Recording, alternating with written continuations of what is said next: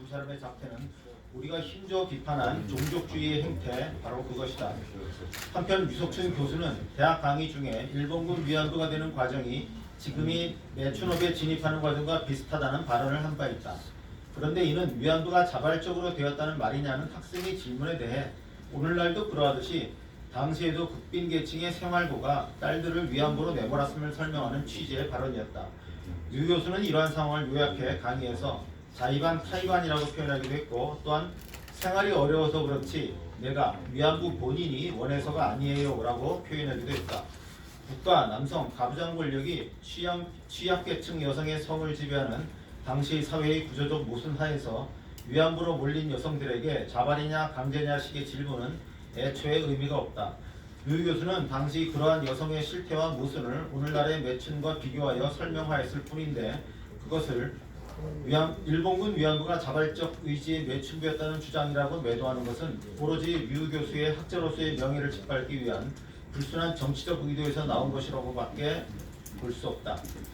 송영길 위원장과 양태정 변호사는 허위 사실로서 반일 종족주의의 필자들과 유석춘 교수의 명예를 심각하게 훼손한 것에 대해서 그 책임을 져야 할 것이다. 특히 국회 외교통일위원회 위원장이라는 막중한 직위에 있는 송영길 의원의 이번 왜곡 날조 행위는 국회의원의 정당한 직무 수행이라 볼 수 없다. 송영길 위원장은 비겁하게 면책 특권 뒤에 숨지 말고 자신의 행위가 정당했는지에 대해 법의 심판을 받기를 요구한다. 이용훈 등 필자 3인과 유석춘 교수는 송영길 위원장과 양태정 변호사를 명예훼손 혐의로 곧 검찰에 고소할 것이다. 2020년 7월 7일 화요일 이영훈, 주익종, 이우영, 유석춘 이상입니다. 네, 그러면 이상의 성명서 내용과 관련해서 기자 여러분들의 질문을 받도록 하겠습니다. 질문을 해주시면 여기 이영훈 교수님이나 유석춘 교수 또 뭐 저 아니면 이우영 박사 뭐 해당되는 분이 답변을 하도록 하겠습니다. 법리적인 문제에 대해서는 면책 특권과 관련된 법리적인 문제에 대해서는 저희 김기수 변호사께서 말씀해 주실 수 있을 것입니다. 네, 그럼 질문을 뭐 자유롭게 해주십시오.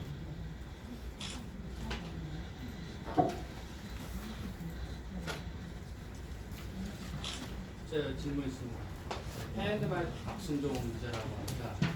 그 옛날에 한국정신장애문제연구소의 연구 결과를 보면 당시에 이 위안부 폐해를 주장했던 분들이 대부분 사실 가짜였다 뭐 이런 주장이 제기된 걸로 제가 알고 있는데요. 이번에 만약에 재판이 진행이 된다면 그거에 대해서도 재판 과정에서 재판부에 설명하실 생각이 있는지 좀 설명을 듣고 싶습니다.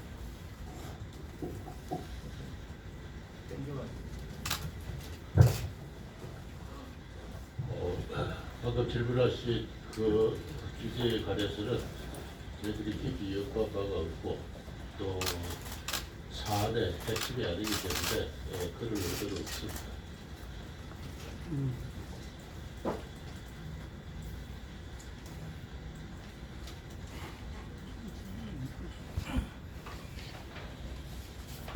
네, 또 질문해 주십시오.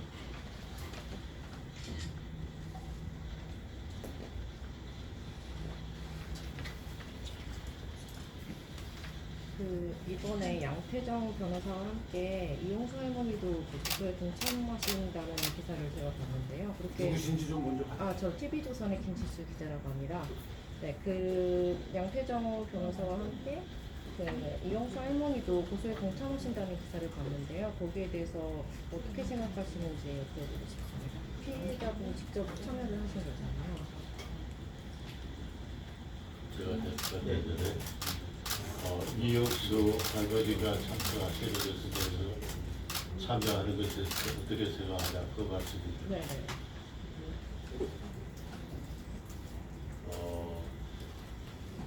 그에 대해서 원건에 대해서 집약한데 이번 주 중으로 양태정 변호사가 작성한 저희들에 대한 고소나 고발 의견이 검찰에 제출될 것으로 하는데 그것이 저희들에게 전달된 이후에 판단될 문제입니다. 그리고 지금은 송영길 변호사, 의원이 주관하고 양태정 변호사가 작성한 저희들에 대한 규탄성명, 고소방침 성명 그것에 대해서만 저희들이 이것을 심각하게 해소되라고 보고 그것에 대해서 지금 대응책을 밝히고 있습니다. 의원하면은 지난주 목요일에 그 국회 기자회견에서 이번 주 초에 고소장을 중앙지검에 제출한다고 그렇게 밝혔는데 제출했는지는 아직 확인을 못했고요. 그래서 아마 제출이 된 게 확인이 되면 거기에 고소인 중에 이제 이용수 할머니가 있는지 확인이 될 거고요. 그때 가서 저희가 검토하도록 하겠습니다.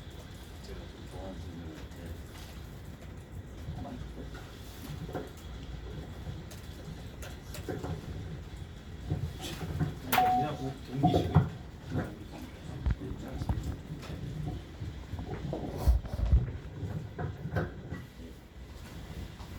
네, 좀 설명을 드리겠습니다. 김기수 변호사입니다. 오늘 기자회견의 취지는 지난번 있었던 송영길 외통위원장의 국회 소통관에 있었던 기자회견에 있어서의 불법행위, 그 불법행위에 대해서 저희가 그 내용이 전혀 사실이 아님을 밝히고 그리고 거기에 대해서 법적 대응을 하겠다. 먼저 법적 대응의 첫 순서로서 형사 고소로 명예훼손으로 형사 고소를 하겠다라는 것이 이번 기자회견이고요.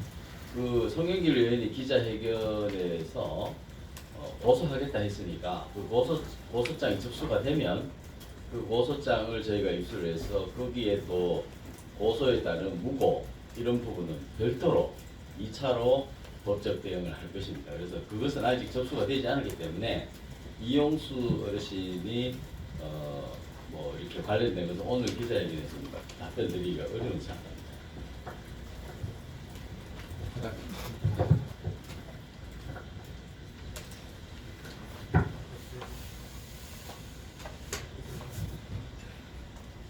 네, 또 질문해 주십시오. 소속 발표 주시고요. 미디어워치 기자 황의원입니다. 이영훈 교수님이 14년 전에도 송영길 의원과 대표 토론에서 이 문제를 한번 푸셨다는 그런 경험이 있으시잖아요. 그때랑 지금이랑 어떤 지금 쟁점이라든지 차이가 있는지 한번 설명을 주세요.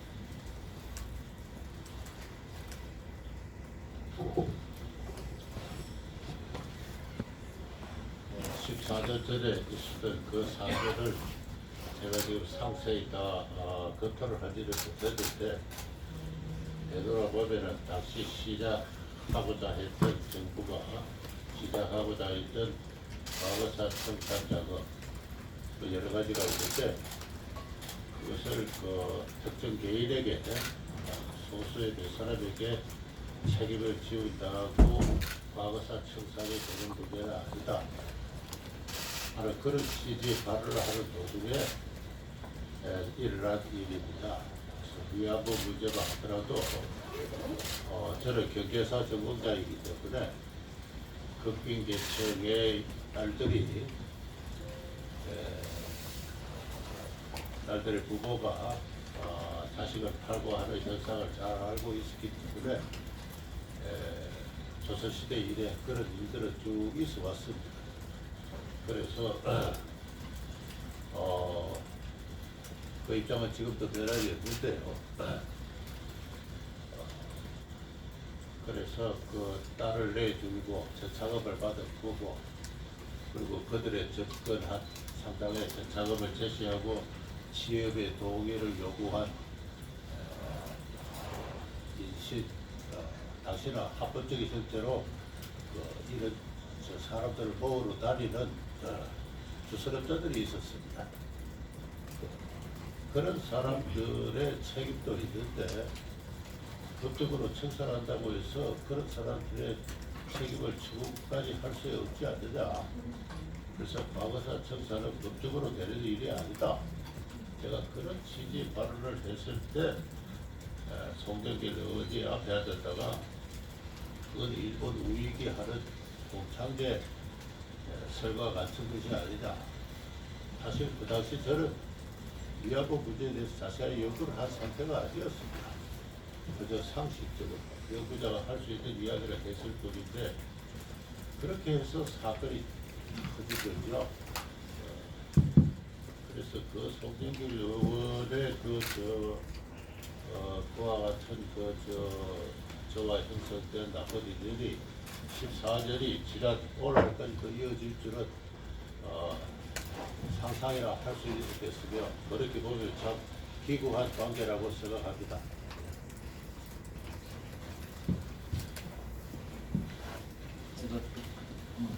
부연 설명 좀 드리겠습니다. 본주 대리인으로서 제 소견을 조금 말씀드리겠습니다. 역사적 진실을 사법적 심사의 대상으로 할 수 있느냐에 대해서 우리는 깊이 성찰해야 되고 기자분들도 좀 생각을 해보셔야 된다고 생각합니다.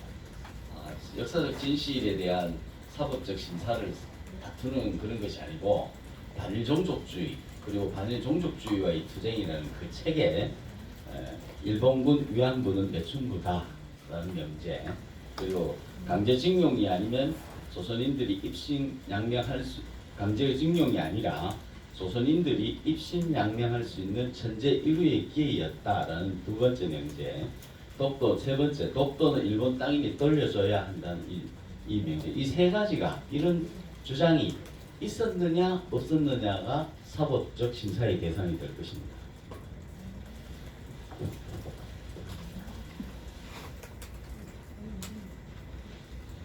예, 또 뭐 질문해 주십시오.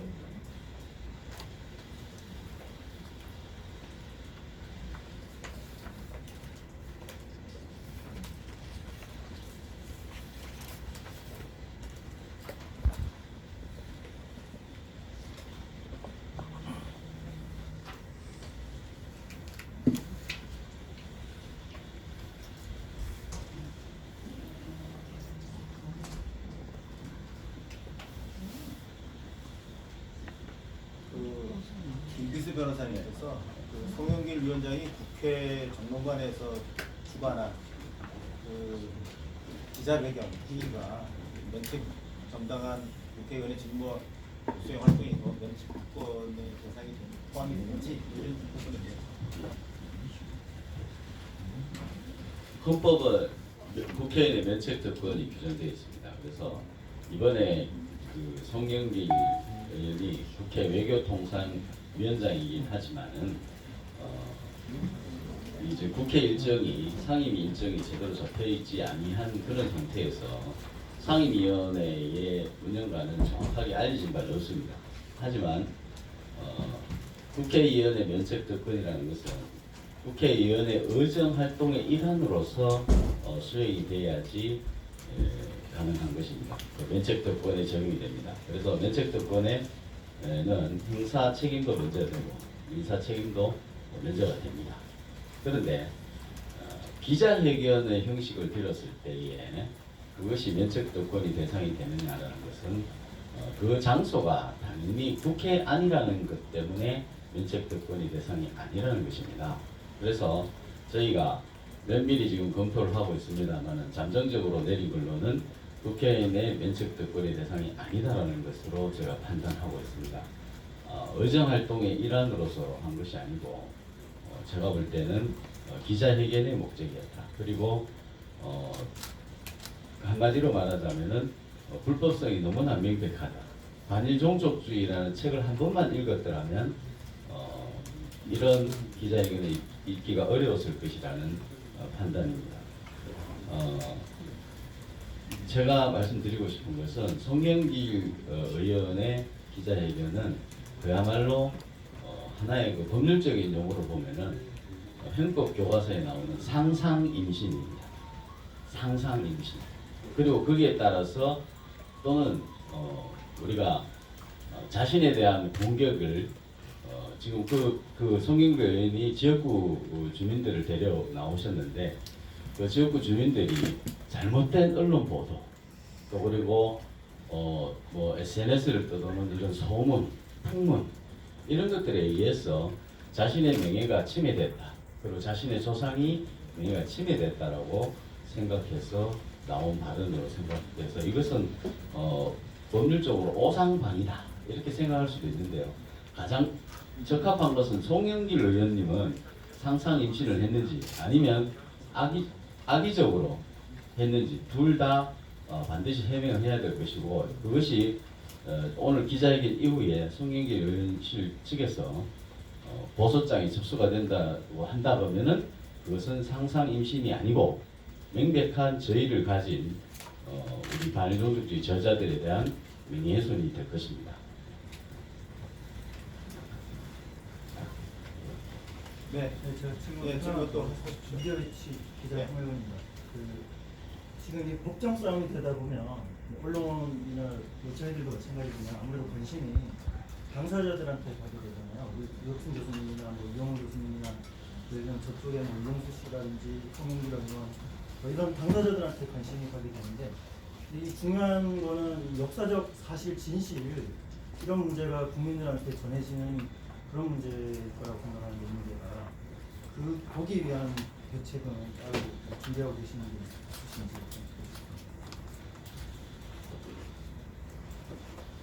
그러니까 이 재판이라는 게 그냥 대결 중심으로 가기 마련인데, 그런 게 아니라 이 재판을 통해서 어떤 국민들한테 어떻게 전해야 되는 어떤 진실하고 사실이 있잖아요.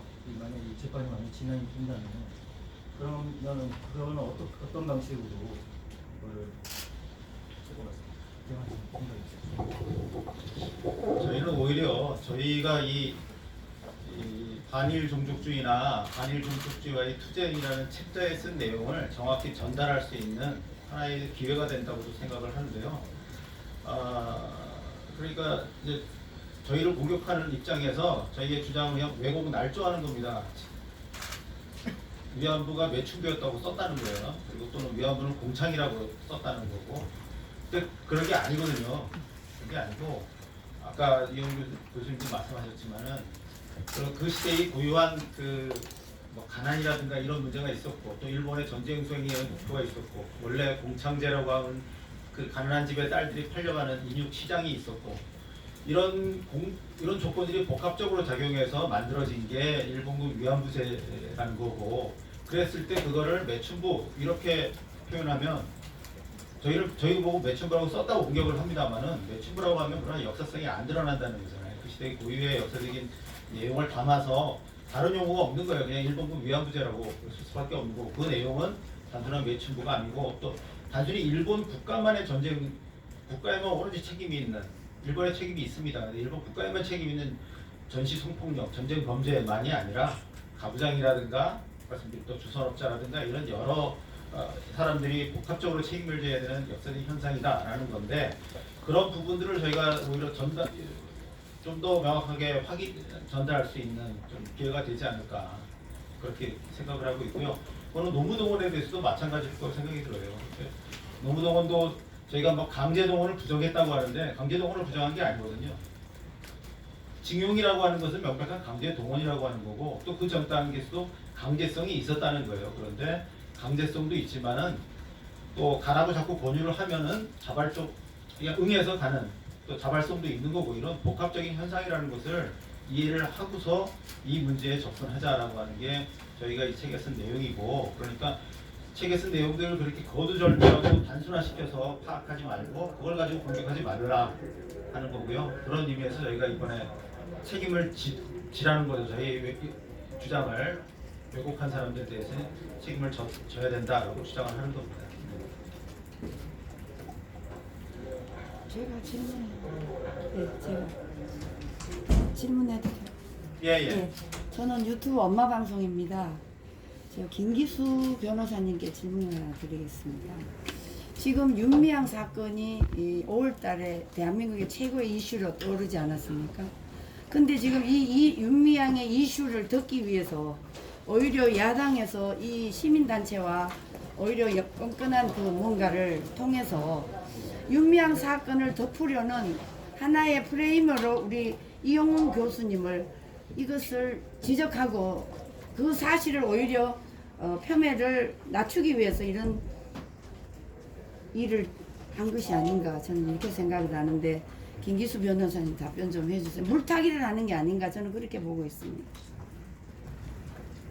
이 질문은 오늘 기자회견에 보면 좀 느슨하긴 한데 네네. 제가 이제 저희 변호사인 아니 공대 일도 하기 때문에 공식적인 입장 말씀드리기 좀 그렇습니다만은 아까 말씀드린 대로 아까 제가 말씀드린 그 세 가지 명제라고 그랬는데 그 세 가지 명제가 참이냐 진실이냐라는 걸 가리는 것이 역사적 진실의 그 사법적 심사의 대상이라는 건데 그렇게 이제 그거는 두 번째 문제. 거기에 그 프레임에 빠져서 그 세 가지 명제가 참이냐 진실이냐는 논쟁으로 가게 되면은 당연히 위안부는 매춘부였다라는 그런 진술이 반의종족주의라는 책이죠.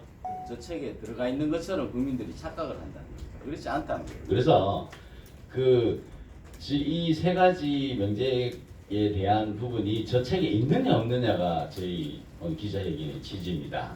그래서 그런 식으로 그 아까 세 가지 명제에 첫 번째 명제인 위안부는 매춘부였느냐 아니냐라는 이 책의 명제의 참이냐 진실이냐 문제는 국민들이 정대협에서 펴낸 책입니다. 이 정언집에 모두 다 수록이 되어 있습니다. 1997년입니다. 정대협 활동이 시작되고 나서 제일 먼저 이 정대협의 첫 번째 활동인데 이 책이 말해줍니다. 이 책이 정대협이 매춘분이 아니냐고 하는 것은 이영훈 교수님한테 묻지 말고 이영훈 교수님한테는 저 반일종족주의 책 안에 위안부는 매춘부라는 주장을 담았냐 안 담았냐를 묻지 말고 책을 좀 읽어보시고 그 다음에 위안부는 매춘분이 아니냐 이 문제는 이 책을 보십시오. 이 책을 보시고 정대협에 물어보십시오. 정대협에 물어보시면 이 책에는 여기에 김학순 어르신부터 해가지고 윤두리 어르신까지 여기 문옥주 또 이용수 여기에 어떻게 해서 위안부가 됐는지에 대해서 본인의 증언이 있습니다. 이 증언을 보고 이분이 이렇게 그 당시에 어떤 과정을 거쳐서 위안부가 됐구나 하는 책이 여기 이미 나와 있습니다. 이 나와 있는 이거를 보시고 그 명제가 참이냐 진실이냐는 문제는 국민들이 각자 판단하신 것입니다. 그래서 그거에 대해서 참이냐 진실이냐를 학자의 그 연구를 한 학자에게 칼을 들이대면서 법정 고소를 들이대면서 이것이 진실이냐 아니냐라고 하는 사회는 굉장히 무서운 사회입니다. 저희는 법적 대응은 진실을 강요받는 것이 아니고 저희들은 진실을 강요받을 이유가 전혀 없습니다. 이 진실은 여기 들어있고요. 저기 저 반일종족주의 책에는 전혀 또 다른 얘기가 들어있는 겁니다. 이거를 전제로 해서 또 쓰여진 책이기도 합니다. 한마디만 거두겠습니다. 지금 이 책은 97년에 정신대 문제 대책 협의회가 할머니에 대한 증언을 토대로 자기들 이름으로 낸 책입니다. 이 책에 나와 있는 피해자들의 그쪽 길로 가는 과정이랑 이 책은 2016년에 지금 국회의원 윤미향 정대협 대표가 25년간의 수요일이라는 말하자면 자기들 활동, 매주 수요일 하는 활동을 기록한 책입니다. 이 책에 이 97년에 기록된 분들이 어떻게 93년요. 그쪽은 93년. 원래는 93년이에요. 그래? 네. 근데 제가 갖고 있는 97년. 아무튼 그래서 이 2016년에 나온 이 윤미향이 저자가 된 이 책을 보면요. 이 책에서 예컨대 이용수 할머니가 어떻게 해서 내가 그 길로 가게 됐다고 써 있는 것과 여기서 윤미향이 이용수 할머니가 어떻게 해서 그 길로 가게 됐다고 쓴 게 어떻게 차이가 나는지 한번 보세요. 너무 어이없는 차이가 벌어지고 있습니다. 이 문제를 좀 주목을 해야 되는데 이걸 이렇게 써 있는 기록들이 다 있는데 이걸 교수들이 학자들이 연구한 결과를 가지고 이 연구 결과가 뭐 국민 정서에 반하니까 법정에서 세우자 하는 식으로 문제를 제기하는 것은 저는 정말 어디 후진국도 이런 후진국이 없으니 이게 북한입니까 지금 여기가? 그 말씀은 그 최근에 이용수 할머니께서 그 윤미향 지금 의원이 나는 시키는 대로 했을 뿐인데 왜 나한테 이런 식으로 말씀하신 것과 깊은 관련이 있다는 말씀이네요. 저는 그렇게 생각하지만 그 문제는 또 보시는 분들 각자가 판단할 수 있겠죠.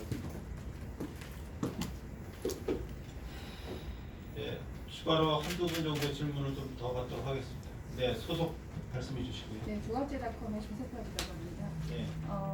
사실 이 기자회견의 핵심은 어쨌든 송 의원이 그리고 이거를 비판하는 측에서 그 책의 내용을 전혀 모르거나 읽지 않았거나 그리고 잘못 아니면 의도적으로 그 사실을 왜곡하고 있다는 내용이거든요. 그런데 사실 단일 종족주의자 책이 출간됐을 때부터 사실 언론에 굉장히 많이 보도가 됐습니다. 그런데 그 언론 보도 내용에서도 사실은 똑같이 그 책의 내용을 전혀 읽지 않거나 아니면 그 사실을 왜곡돼서 보도된 사례가 상당히 많은 걸로 알고 있는데 그 여러 사례들 중에서 여러 언론 보도 형태 중에서 이것은 최악의 어떤 사실 왜곡이다라고 생각하시는 부분이 있는지 그리고 그런 케이스들 중에서 혹시라도 이번처럼 법적 분쟁이 있는 케이스가 있는지 좀 여쭤보고 싶습니다.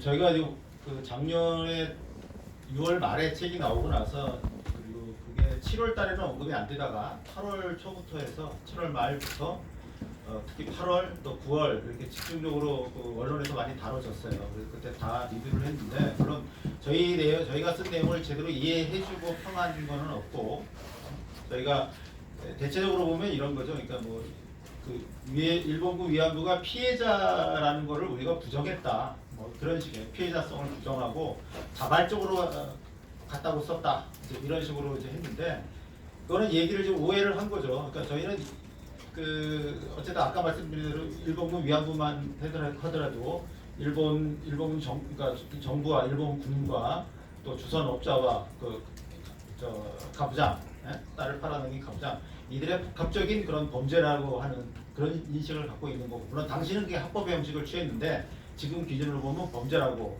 이제 판단이 된다는 거고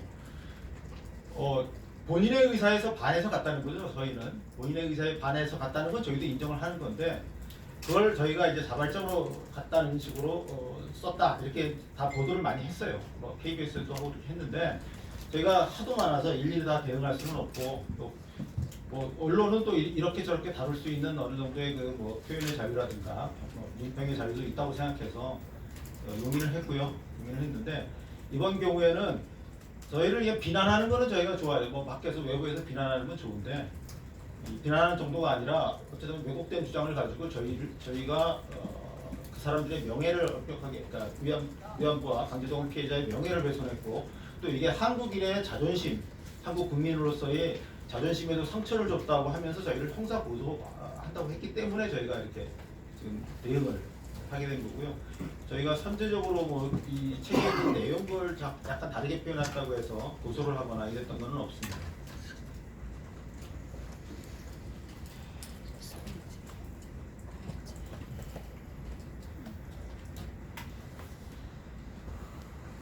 네.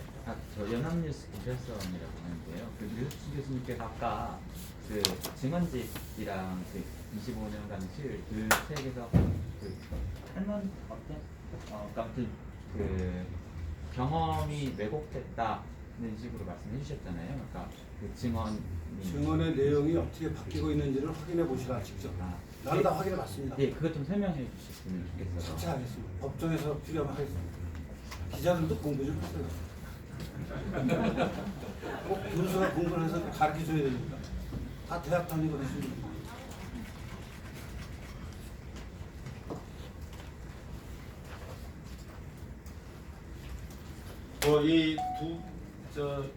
이영훈 교수님, 유석순 교수님 뭐 이렇게 해서 쉽게 모일 수 있는 자리가 아니니까 질문하실 거 있으면 마저 또 질문을 해주십시오.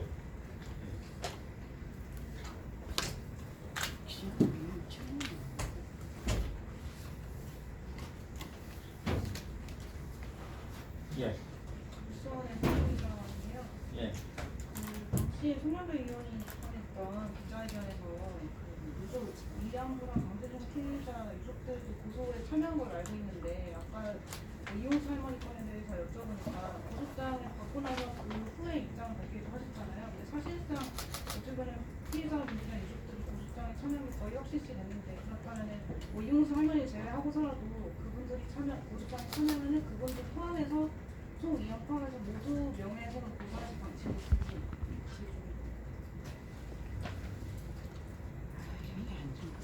중에 그 서류가 와야지 판단할 수 있는 문제. 지금 우리가 미리 판단할 수 없고 뭘 갖고 우리 시비를 걸는지 정확히 모르고 기자회견한 것만 갖고 어떻게 알아요 우리가? 그 기자에 대해서 여기서 말씀하신 것처럼 이 터무니없는 주장을 하셨다고 했잖아요. 그러니까 기자회견문에는 터무니없는 주장이 있는데 아니, 잠깐만요. 제가 답변하겠습니다. 그러니까 저희가 우선 이렇게 1차적으로 반응을 보이는 거는 기자회견장에서의 송영길 의원과 우리 양태정 변호사가 그 발언을 했는데 양태정 변호사의 발언은 그 기자회견문이라고 해서 양태정 변호사가 작성한 걸로 돼 있어요. 그래서 저희가 그날 있었던 행위에 대한 법적 책임은 일단 두 사람한테 묻겠다고 하는 거고요. 왜냐하면 그날 다른 그 피해자 유족으로서 배석한 사람들이 그 의사 표현을 명확하게 한 게 없어요. 저희 책에 대해서 저희가 뭐 독서를 일본 땅에 돌려줘야 한다고 주장하다니 뭐 하면서 뭐 비판을 하거나 이런 바가 없습니다. 그 사람들은. 그래서 일단은 그날의 행위에 대해서 7월 2일에 있었던 행위에 대해서 저희가 책임을 묻겠다고 하는 거고, 그래서 일단 두 사람이 대상이 되는 겁니다.